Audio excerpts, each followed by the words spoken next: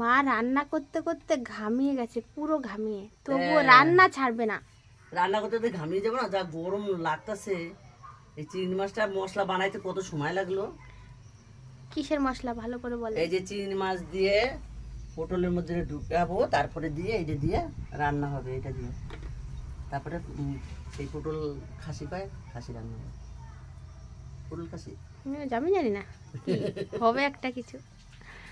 পটল খাসি কয় এটা, ঠিক আছে। হ্যাঁ। এই চিংড়ি মাছ দিয়ে চিংড়ি মাছ দিয়ে মশলা করছি, ঠিক আছে। চিংড়ি মাছ দিয়ে আর পটলের মধ্যে যা ছিল বিচিগুনা, এটা দিয়ে মশলা করছি। আর এই যে রিডা মাছ কষা, পটল ভাজা, আর এই যে সজনে পাতার ডাল করব, সজনে পাতার ডাল করব।